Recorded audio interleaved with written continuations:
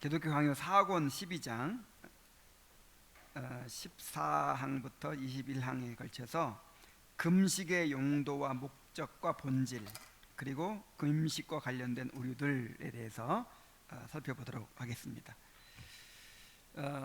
여러분 최근에 금식을 언제 해보셨습니까?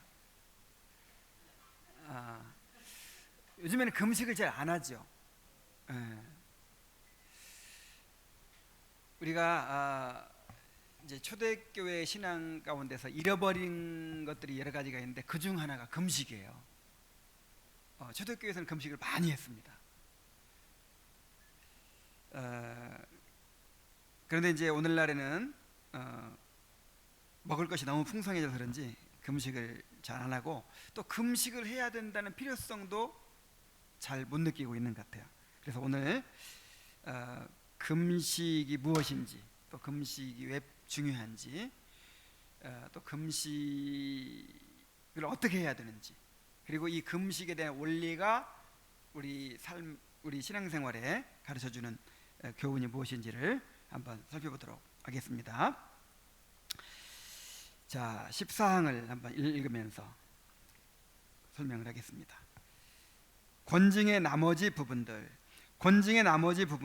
열쇠의 권세에 속하지 않는 것으로서 목회자들이 시대의 요구에 따라서 사람들을 권하여 금식, 엄숙한 간구, 아니면 회개나 믿음 등 자신을 낮추는 기타 행위들을 행하도록 하는 것인데, 그 시기나 방법이나 형식은 하나님의 말씀에 계시되어 있지 않고 교회의 판단에 맡겨져 있다. 자, 그래서 이것은 뭐 어떤 벌을 준다든지 아니면 뭐 그런 문제는 아니지만, 교회적으로 특별히 금식을 하게 한다든지, 또 아니면 특별한 기도를 하게 한다든지, 특별한 회개나 어떤 그런 것을 이제 공동체적으로 하게 하는 이제 그런 일들에 관해서 말하는 거예요. 그것은 뭐 성경에 구체적으로 나와 있지는 않지만 교회에서 정해서 그렇게 할 수 있다는 거예요. 자, 우리 이번 한 달 동안 하나님 앞에 특별히 회개하는 그런 기간을 보내도록 합시다. 뭐 어떤 특별한 일이 있을 때, 아니면 이번 한 주간 동안 우리 금식하면서, 전부 다 금식하면서 하나님 앞에 기도합시다 라든지, 뭐 이런 것을 할 수가 있다는 것이죠. 자, 금식에 세 가지 목적이 있다고 했어요. 거룩하고 정당한 금식은 세 가지 목적을 지닌다.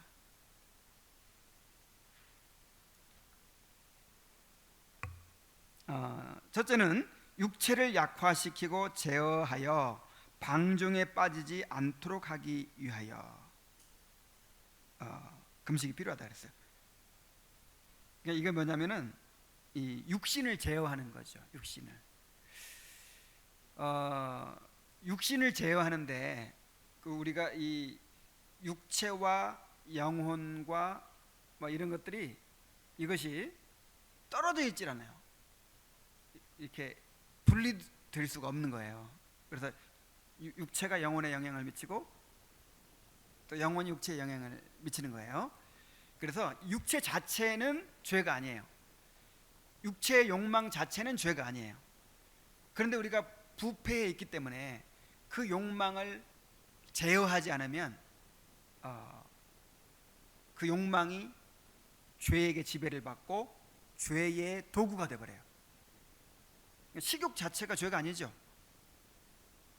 뭐 성욕 자체가 죄가 아니죠. 그리고 우리가 뭐 그 밖에 여러 가지, 뭐 잠자는 게 죄가 아니죠. 그런데 그런 것들이 이제 이 부패한 본성을 가지고 있다 보니까 이제 제어하지 않으면 죄가 사로잡아서 죄의 도구가 되어버린다. 죄의 기회가 된다는 거예요. 그리고 또 한 가지, 이런 육체의 욕망이 제어되지 않으면 영적인 갈망이 커지질 않아요. 그러니까 이 사람은요, 한 가지 욕망으로 채워지면 한 가지 욕망은 다른 욕망은 없어지는 거예요. 예를 들어서 너무너무 배고픈 사람, 지금 식욕이 완전히 나를 차지하고 있는 사람은 다른 욕망이 없어지겠죠. 뭐 명예욕, 무슨 욕, 무슨 욕 여러 가지 있겠지만 단순해져 버리는 거예요.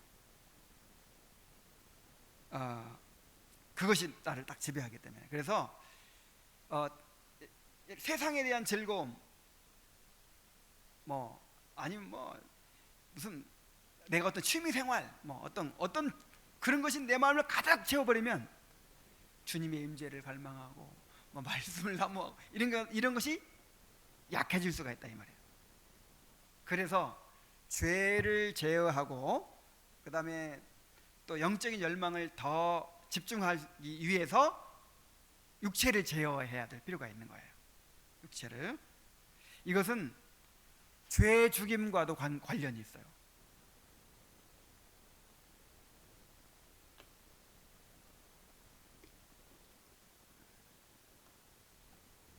그러니까 끊임없이 죄가 우리를 지배하잖아요.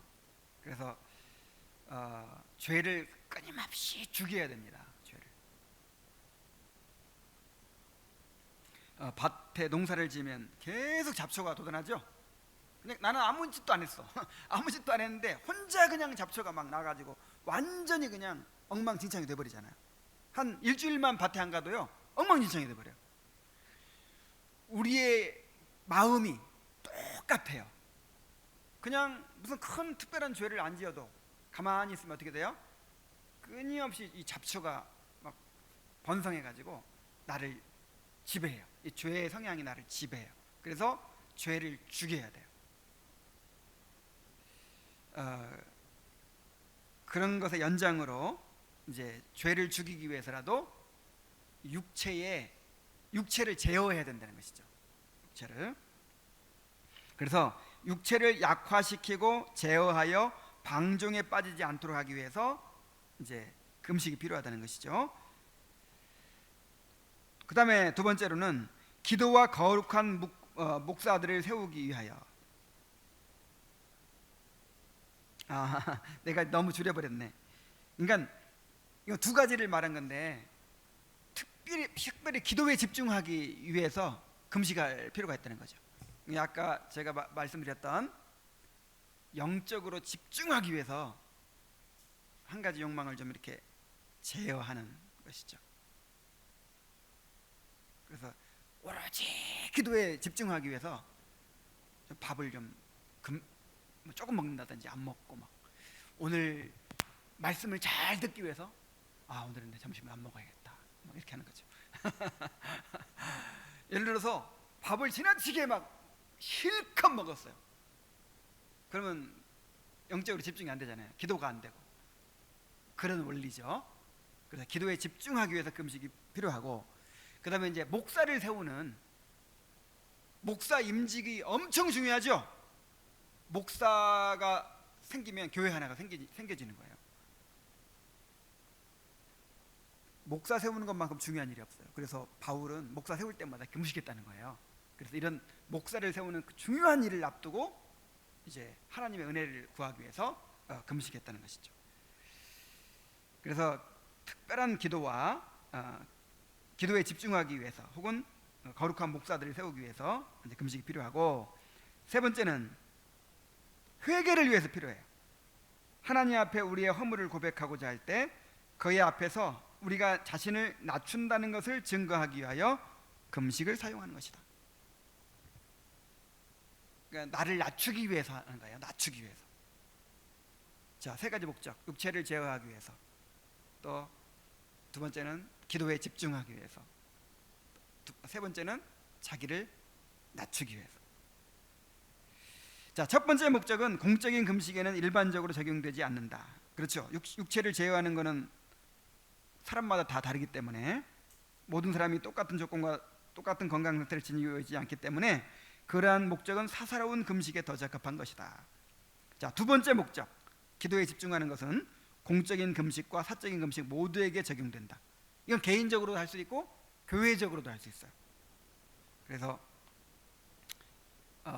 요즘에 내가 기도에 집중이 잘 안 되고 요즘에 영적으로 너무 침체해 있고 정말 말씀도 잘 안 들어오고, 혹시 그러십니까? 금식하세요. 금식. 기도에 집중하기 위해서 이제 식음을 전폐하고 하는 것이죠. 그리고 사적으로도 할 수 있고 공적으로도 할 수 있어요. 이번에 우리 교회에 어떤 큰 문제가 있었다든지 어떤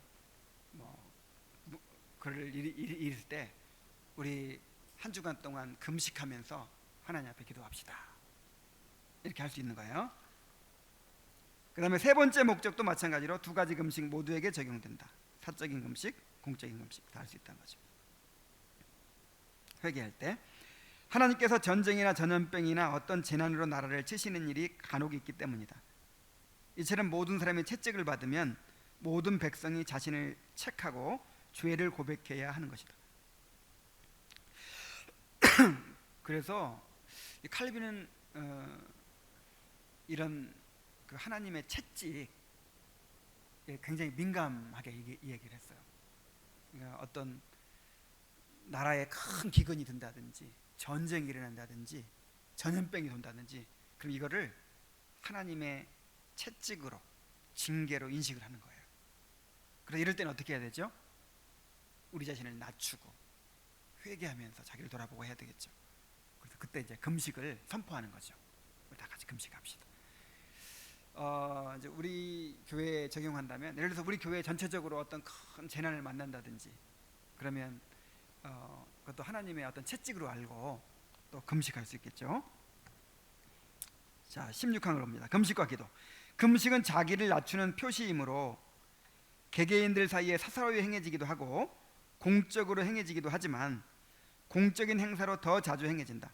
그러므로 우리가 지금 논의하고 있는 권징에 관계되는 면에서는 어떤 중대한 문제에 관하여 하나님께 기도를 드릴 때마다 기도와 더불어 금식을 함께 정하여 시행하는 것이 적절할 것이다.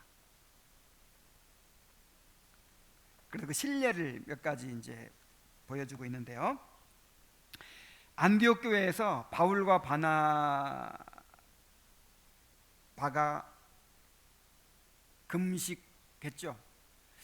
그냥 이건 기도에 집중하기 위해서 금식했어요. 이거 파송은 나중에 받은 거잖아요, 그죠?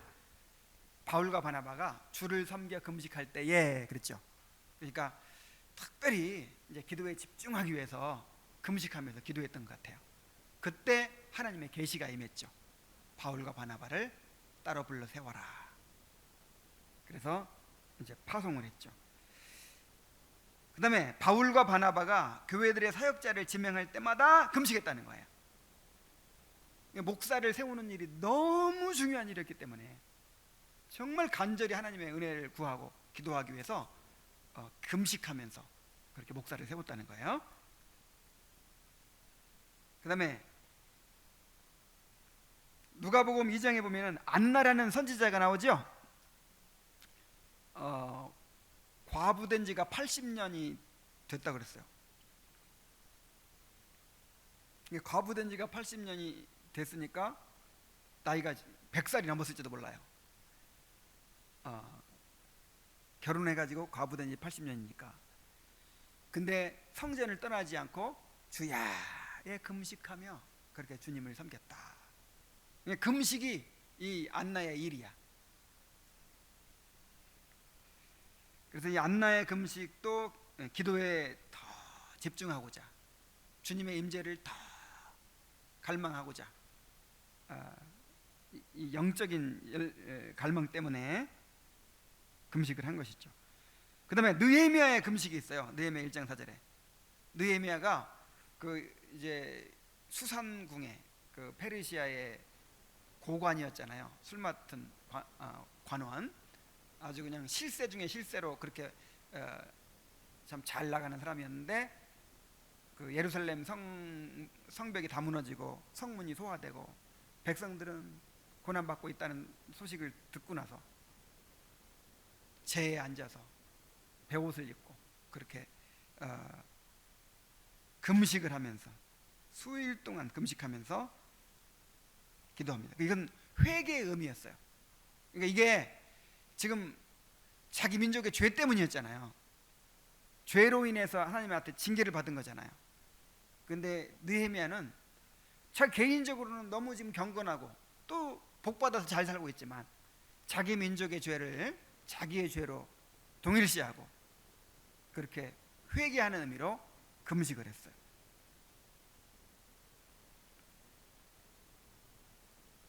그래서 그런 식으로 금식한 유일한 목적은 바로 방해를 받지 않고 온전히 기도에 전심하도록 하고자 합니다. 제가 지금 뭔가 조금 이렇게 요 신뢰들을 한꺼번에 모아버리는 바람에 약간 안 맞는 게 있는데, 그런 식으로라고 한 거는 안나의 금식을 말하는 거예요. 그러니까 금식의 목적 중에서 이제 기도에 집중하기 위한.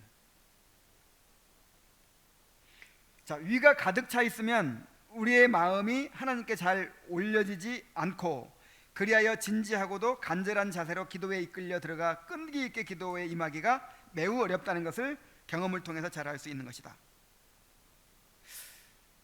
밥 적당히 먹어야겠어요. 주일에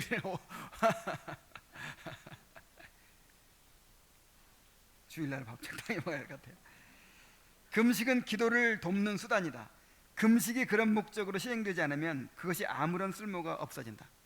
그래서 나중에도 계속 반복되지만 금식은 보조 수단이지, 금식 자체가 경건이라든지 공로라든지 뭐 그런 게 아니라 이 말이죠. 금식은 기도를 돕는 수단입니다. 기도를, 내 육체를 제어하고 하나님께 더 집중하고 이러기 위해서 잠시 좀 이렇게 절제를 하는 거예요. 그거 했다고 해서 무슨 경건이 된다든지 무슨 공로가 된다든지, 그것 때문에 하나님이 아이고 금식했어 그럼 응답해 줘야지, 응답해, 이게 전혀 아니에요. 만약에 이렇게 보조 수단으로 여기지 않으면 금식해봐야 아무 쓸데없고 오히려 해가 됩니다. 그것 때문에 교만해지고, 그것 때문에 미신적인 신앙이 사로잡히고 막 그렇게 되죠. 자, 17장을 봅니다. 회개의 표시로서의 금식. 또한 질병이나 기근 혹은 전쟁이 일어나려 하거나 재난이 일어나 어느 지방이나 어느 사람들을 위협할 때에는 주의 진노를 피하도록 교회로 하여금 함께 금식을 하며 주께 간구하도록 하는 의무가 목회자들에게 있다. 주께서 위험이 나타나도록 하신다는 것은 곧 주께서 이를테면 징벌을 내릴 준비가 되어 있다는 것을 경고하시는 것이다.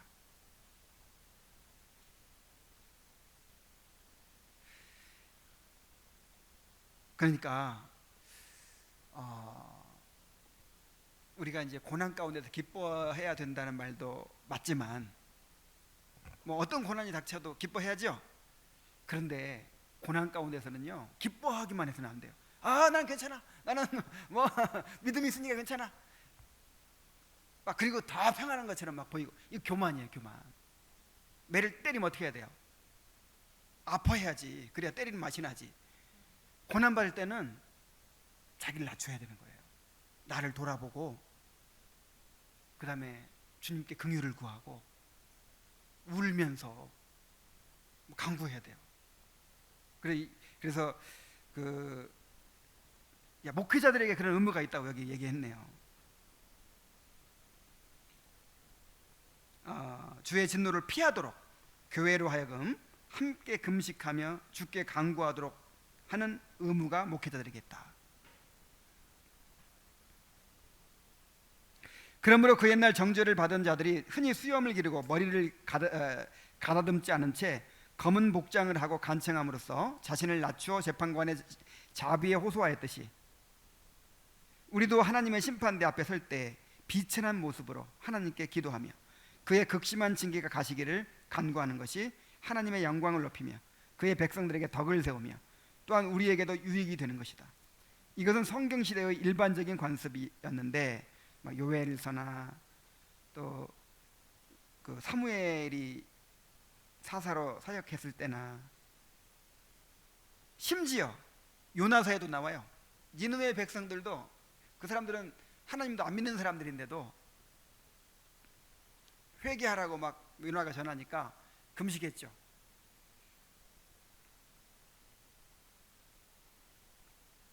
우리의 시대에도 그런 상황이 생길 때마다 똑같이 시행할 수 있는 것이다. 그러니까 이것은 성경 시대만 하는 게 아니라 우리도 하는 거예요. 우리도. 그러니까 예를 들어서 가정에 엄청난 재앙이 닥치고 어려움이 닥친다. 그럴 때 정말 하나님의 자비와 긍휼을 구하기 위해서 회개하기 위해서 금식할 수 있겠죠. 그 다음에 교회적으로도 교회 전체적으로 이렇게 어떤 큰 일을 당하고 문제가 있을 때 교회적으로 금식하면서 기도할 수 있습니다. 이것은 오늘날의 신자들에게도 해당되는 탁월한 보조수단이며 또한 하나님의 채찍을 맞을 때에 지나친 자신감과 소홀함으로 계속해서 하나님의 진노를 사지 않도록 신자들을 각성케 해주는 유익한 교훈이 되는 것이다. 여기 보세요. 지나친 자신감과 소홀함.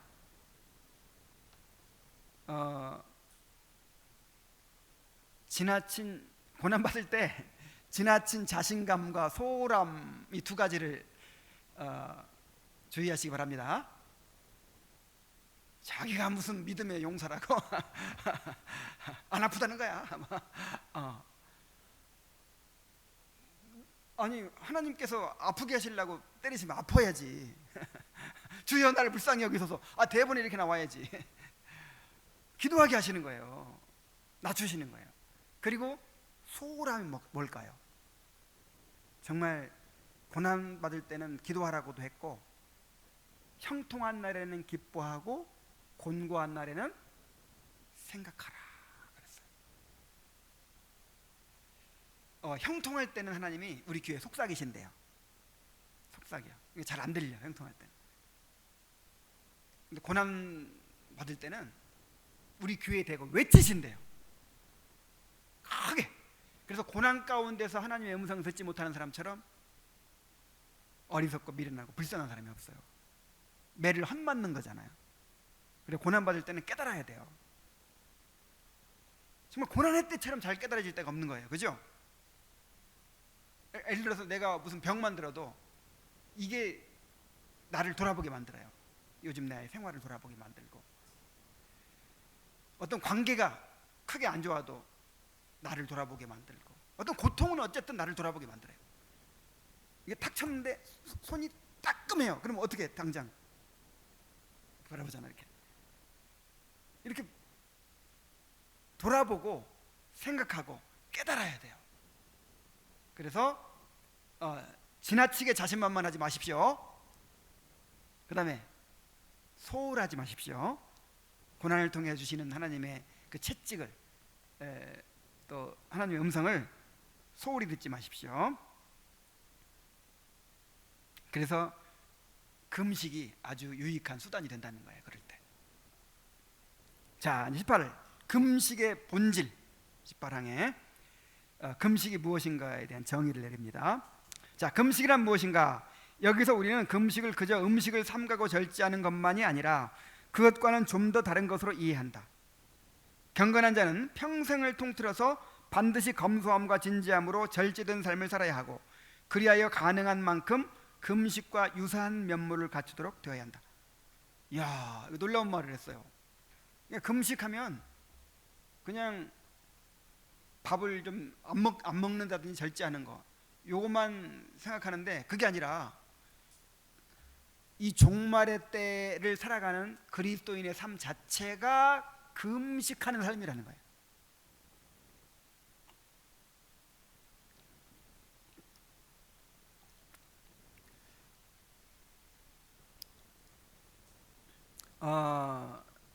이 세상 사람들은요, 이 세상이 전부죠. 이 세상이 전부예요. 그래서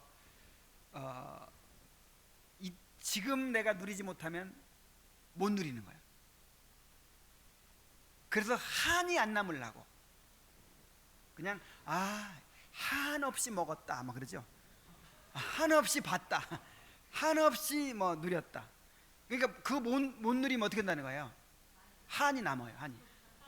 그래서 한풀이에요. 그래서 막 음식점에 가서도 이야 오늘 먹고 죽자 막 그러죠. 꼭 그런 말 하더라고. 먹고 죽자는 거야. 그냥 한이 안 남게 먹자는 거지. 먹는 거 뭐 모든 욕망을 다 채우고 싶어요. 그게 행복이에요. 근데 우리는 이 땅은 스쳐 지나가는 거예요. 나그네의 삶이고, 우리의 진짜 목적지는 어디냐면 천국이에요. 근데 나그네가 지나치게 이 땅에서 막 이 땅의 것을 사랑하고 이렇게 미련을 두고 그러면 천국 갈 수 있어요, 없어요? 나그네 생활을 못하죠. 나그네는 가벼워야 되잖아요. 그래서 금식이야, 그게 금식. 그래서 우리 이 종말의 때를 살아가는 나그네로서 살아가는 우리 그리스도인의 삶 자체가 금식하는 삶이라는 걸 우리가 받아들여야 됩니다.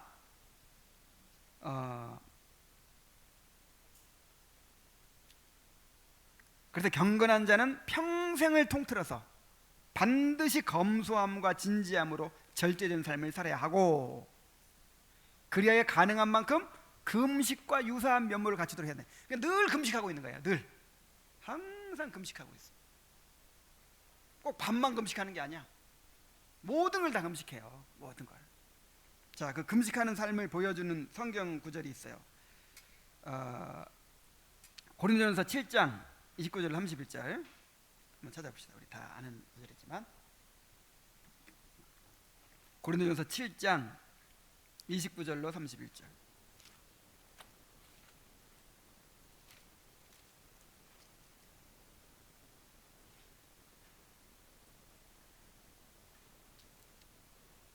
형제들아, 내가 이 말을 하노니 그때가 단축하여진 거로, 지금 말세다 이 말이에요. 말세. 이후부터 안에 있는 자는 없는 자 같이 하며 아내를 보기를 돌같이 하라 이 말이야. 우는 자들은 울지 않는 자 같이 하며, 그러니까 슬픈 일이 있어도 지나치게 슬퍼하지 말라.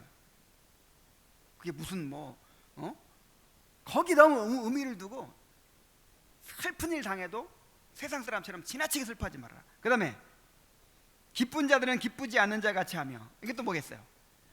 뭐 좋은 일 하나 생겼다고 뭐 그냥 큰 걸 얻은 것처럼 그거에 막 지나치게 기뻐하지 말라 말이야. 그래서 재물을 얻어도 거기에 치심치 말며, 그런 구절이 있죠. 시편 62편에 복권 당첨됐네. 복권 난사지만 예를 들어 뭐 그게 큰일 아니야. 큰일이 아니야. 세상 사람들은 그게 전부죠. 매매하는 자들은 없는 자 같이 하며 세상 물건을 쓰는 자들은 다 쓰지 못하는 자 같이 하라. 이 세상의 외형은 지나감이라. 꼭 이렇게 살아야 됩니다. 이번에 우리 유림자매 그 결혼 이제 공부를 하는데, 결혼 예비 모임을 하는데, 이번 단원이 뭐냐면 독신이에요. 독신. 결혼하는 사람들이 무슨 독신에 대해서 배우나? 그럴 수 있을 텐데, 그 내용이 뭐냐면 지금 결혼의 축복이 뭐고 의미가 뭐고 막 그래서 결혼을 준비하고 있잖아요. 그런데 실상 이 결혼은 모형이잖아요. 모형. 왜 진짜 결혼은 뭐예요? 우리 주님과의 결혼이잖아요. 이것만 영원하고 이것만 절대적이고 이것만 전부야. 그리고 지금 결혼하는 남녀 간의 결혼은요, 일시적인 거예요. 이 땅에서만 잠시 몇십 년 일시적인 거예요. 그래서 이게 절대적이고 전부라고 생각하면, 그럼 결혼 안 하는 사람은 그럼 어떻게 해요? 그래서 이 독신자들도, 그럼 독신은 그러면 그 모든 축복을 다 잃어버리고 그럼 막 불행하게 살아야 돼요? 전혀 그런 게 아니라 이 말이죠. 우리가 누리게 될 천국의 축복을 바닷물이라고 한다면, 우리가 이 땅에 누리는 모형적 축복은 뭐 정도 될까요? 물 한 방울. 물 한 방울. 여러분 이거 인정하십니까? 아니, 물 한 방울도 안 될 거야. 그죠? 그러니까 우리에게 주어진 궁극적인 복을 절대적으로 생각하고 나머지는 전부 상대적으로 생각하라. 그래야 결혼 생활도 행복할 수 있어요. 만약에 절대적으로 이제 결혼했으니까 이 결혼 생활을 통해 내가 행복한 가정을 이루고 행복하게 살아야지, 이게 내 마음대로 돼야 안 돼요. 주님께서는 불화하게도 하십니다. 내가 화평을 주러 온 줄로 아느냐? 불화하게 하려 왔노라 그랬잖아요. 모형은 항상 모든 사람에게 다 주어진 것이 아니고 완벽한 것이 아니고 영원한 것이 아니에요. 모형은 상대적이에요. 있으면 좋아요. 근데 없어도 괜찮아요. 그리고 어떤 사람에게는 모형을 생략해요.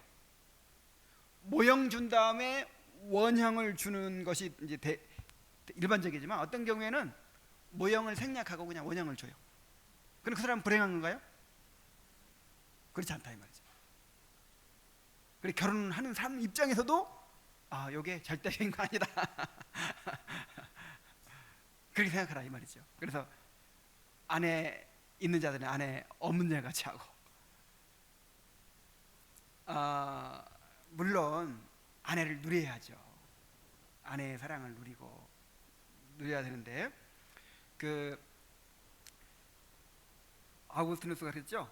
하나님은 향유의 대상, 모든 사물은 사용의 대상, 사람은 향유와 사용의 대상이라 그랬죠. 그게 무슨 말이냐면 하나님을 향유하는 그 차원에서 향유하는 거예요.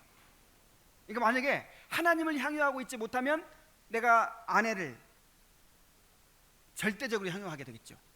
하나님처럼 아내가 나를 행복하게 해주는 것처럼 생각하게 되겠죠. 그러면 우상이 되는 거예요. 그때부터.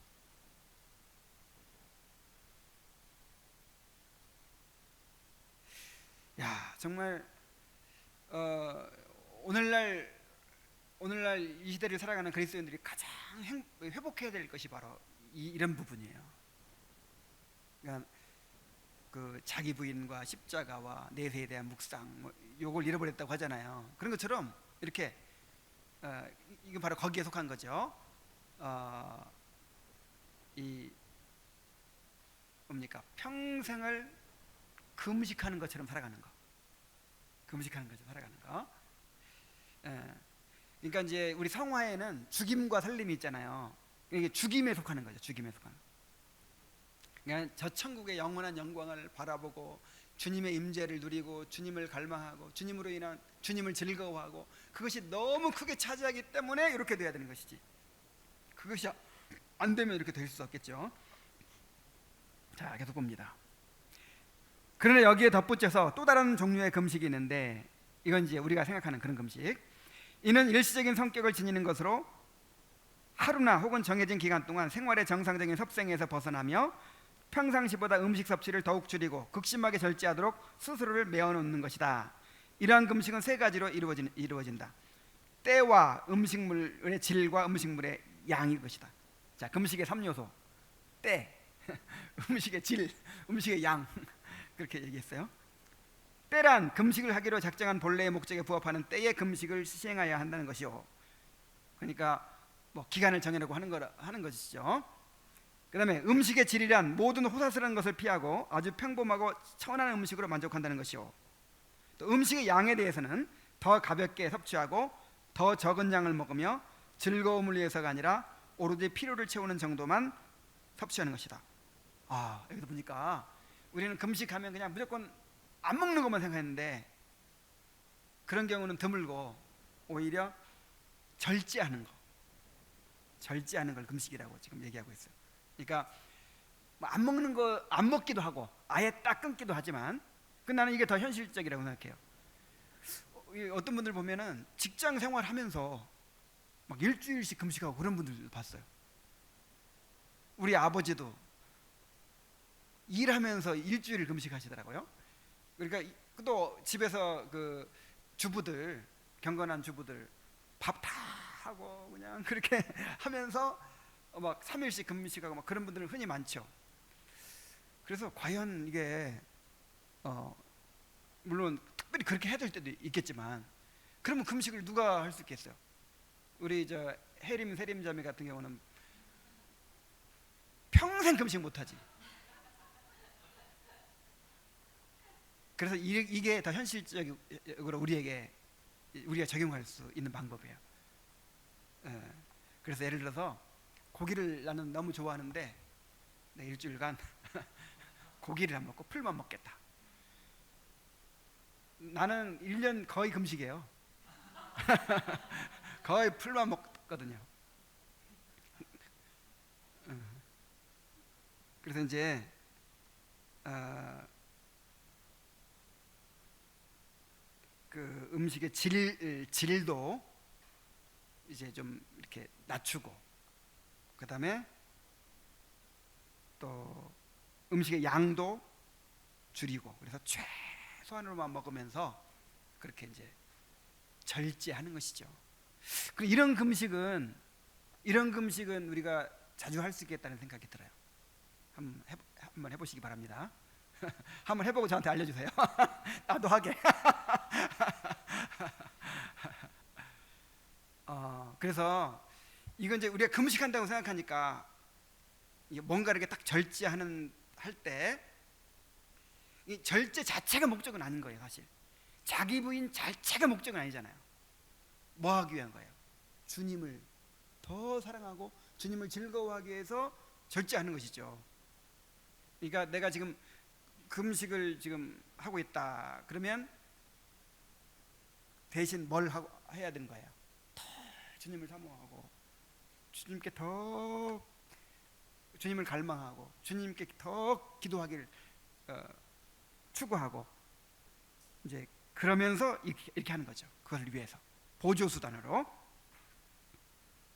자, 이제 19항을 봅니다. 금식에 대한 그릇된 사고들. 그러나 과거에 미신이 끼어들어 교회에 큰 해악을 끼친 사례들이 있는데, 금식을 부지런히 행하면서 동시에 그릇되고 사악한 생각으로 부패되는 것보다는 차라리 금식을 전혀 시행하지 않은 편이 훨씬 나을 것이라. 목회자가 세상의 신실함과 분별로서 대처하지 않으면 세상은 계속해서 그런 데에 빠지기 마련인 것이다. 뭐 이런 말이 있죠. 40일 금식기도 한 사람 치고,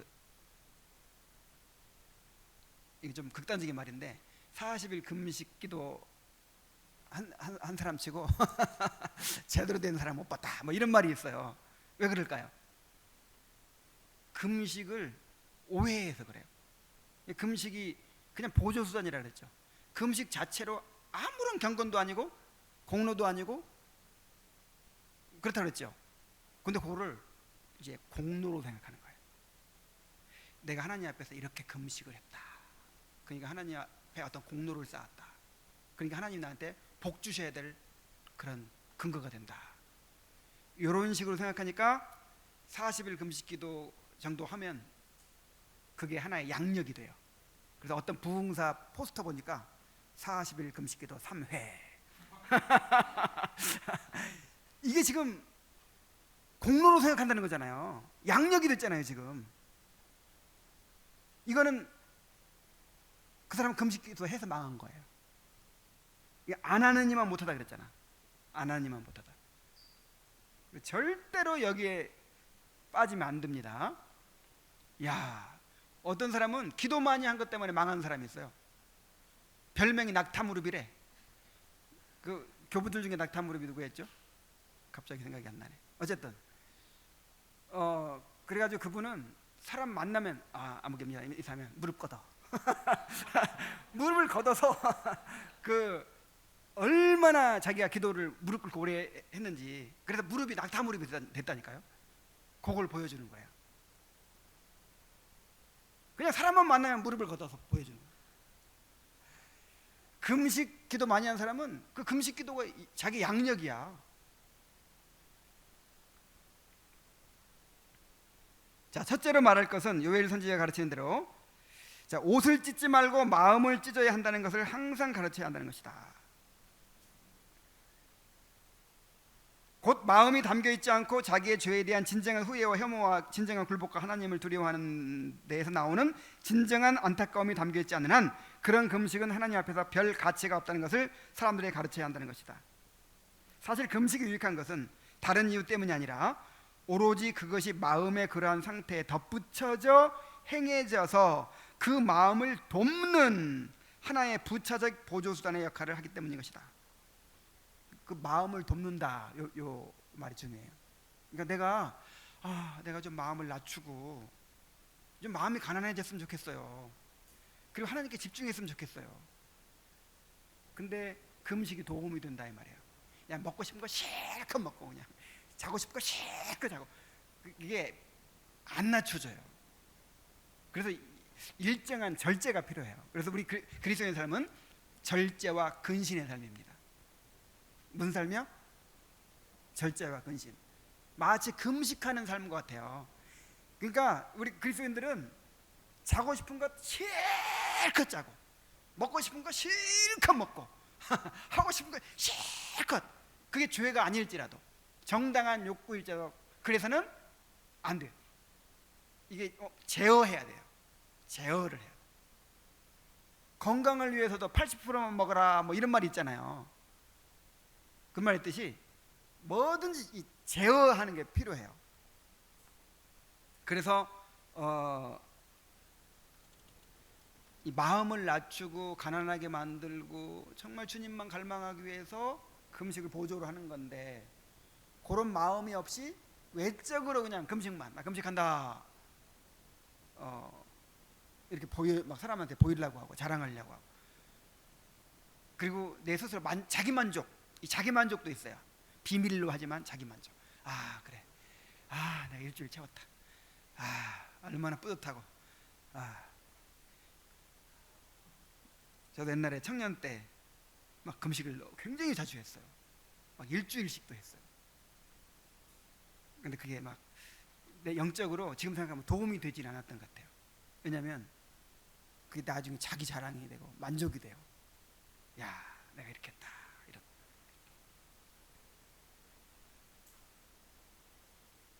사람이 마음의 순전함은 없고 그것 대신 겉모양과 표시들만을 드러내 보임으로써 자기 자신들을 가리려 하는 것만큼 하나님 앞에 가증스러운 것이 없는 것이다. 그래서 첫 번째는 마음이 없는 금식하지 말아라. 두 번째 우리는 금식을 하나의 공로나 행위나 혹은 하나님께 드리는 예배의 한 형식으로 여기는 것인데, 이건 역시 철저히 제거해야 한다. 아까 계속해서 강조해온 바죠. 금식 자체가 예배 아닙니다. 금식 자체가 공로도 아니고 경건도 아닙니다. 금식이란 그 자체로서는 선한 것도 악한 것도 아닌 중립적인 성격을 띠는 것이므로 다른 목적들을 돕기 위해 행하는 것이 아니면 그 자체에서는 아무런 가치도 없는 것이다. 자, 그 다음에 금식과 관련하여 나타나는 세 번째 오류는, 금식을 마치 신자의 주요 의무 가운데 하나인 것처럼 여겨서 그것을 지나치게 철저하고 엄격하게 요구함으로써 사람들로 하여금 금식을 하고 난 후에 자기들이 무언가 고귀한 일을 행하였다고 생각하게끔 만드는 일이 그것이다. 그래서 만약에 집사가 돼가지고 금식도 안 합니까? 막 예를 들어 이렇게 내가 이렇게 한다고 쳐보세요. 그럼 어떤 부작용이 생길까요? 이제 양심을 손상시키겠죠. 야 나는 금식도 1년에 한 번도 안 하고 살았어, 이러고서 내가 그 다음에 두 번째, 안 하면 이런 양심의 가책을 받고, 하면 난 했어 이렇게 된다 이거죠. 그래서 지나치게, 이건 자유롭게, 때로는 이제 교회에서 공적으로 할 때도 있지만 자유롭게 자기가 알아서 하는 것이지, 이거를 막 엄격하게 요구하고 막 안 하면 꼭 경건하지 않은 것처럼 하고 이래서는 또 안 된다 이 말이죠. 부작용이 생겨요. 20항 금식과 관련한 사순절 행사의 폐해. 어느 곳에서나 사순절을 지키는 미신적인 행위들이 만연되어 있었는데, 그것은 일반 백성들이 그 기간 동안에는 하나님께 무언가 특별한 섬김의 예를 행하는 것이라고 생각했고, 또한 목회자들도 그것을 그리스도를 닮는 거룩한 행위로 높이 장려했기 때문이었다. 그러나 분명한 것은 그리스도께서 다른 사람들에게 하나의 모범을 보이기 위하여 금식을 행한 것이 아니고, 복음 선포 사역을 그렇게 금식으로 시작하심으로써 그 복음이 인간의 가르침이 아니요 실제로 하늘로부터 온 것임을 입증하고자 하신 것이다. 예수님이 40일 금식기도 하셨으니까 우리도 해야 되나요? 그건 모범을 보이신 게 아니라 예수님이니까 하신 거예요. 그리고 이 사순절이 뭐냐면 부활절 전날 전 40일간을 예수님의 뭐 고난에 동참한다 그래가지고 그때 이제 금식하는 거거든요. 고기를 금하고 술을 금하고 뭐 이런 식으로. 근데 그것이 그렇게 명령했어요 성경에? 그러지 않았어요. 자, 그리스도께서는 자주 금식을 하신 것이 아니고 복음의 선포를 위하여 스스로 채비를 갖추실 때 단 한 차례 금식하실 뿐이다. 그리고 인간의 방식을 따라 금식하신 것도 아니다.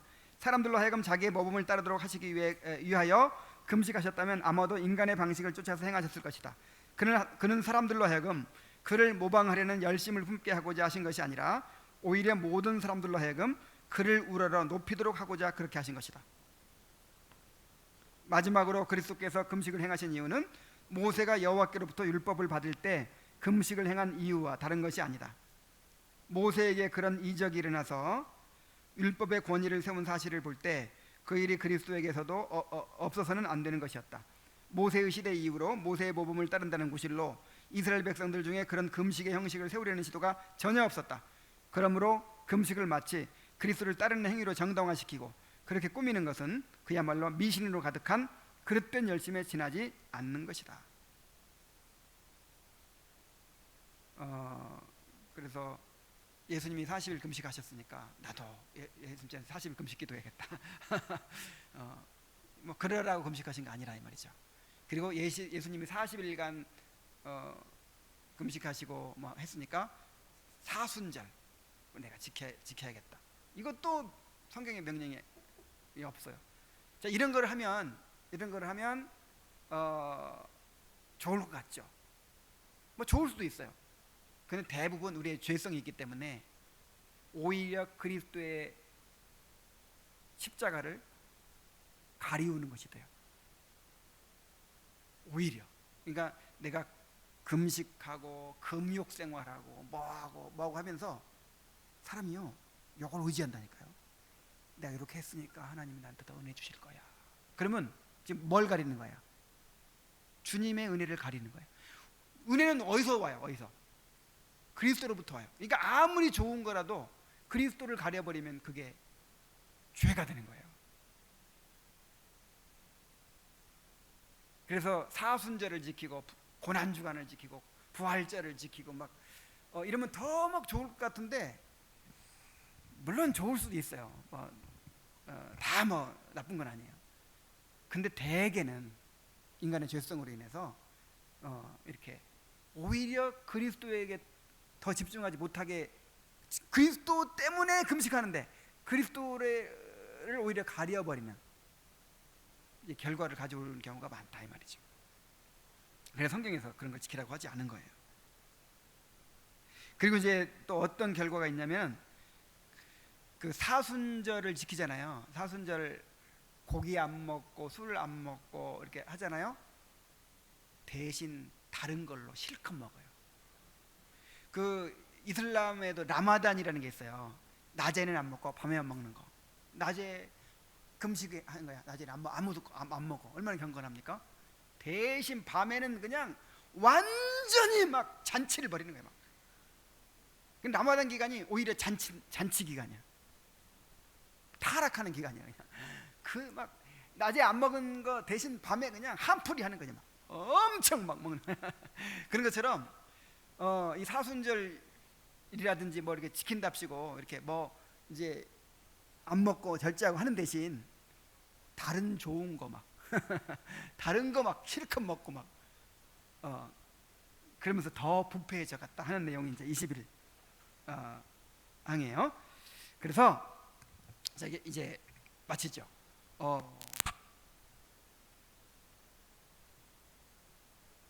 금식이 왜 필요해요?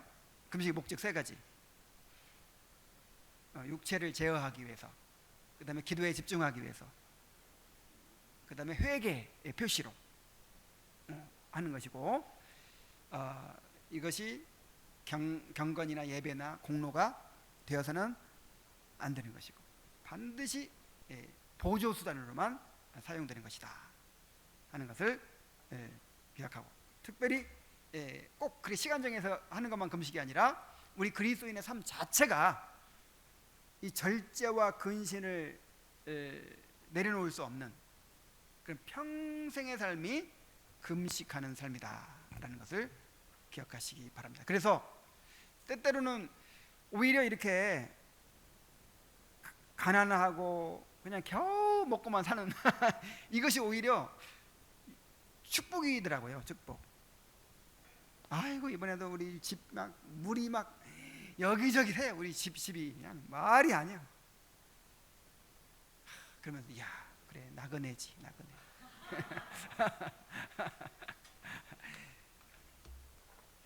그래서 천국을 사모하고, 그러면 언제 우리가 나그네라는 것을 인식하고 천국을 사모하겠어요?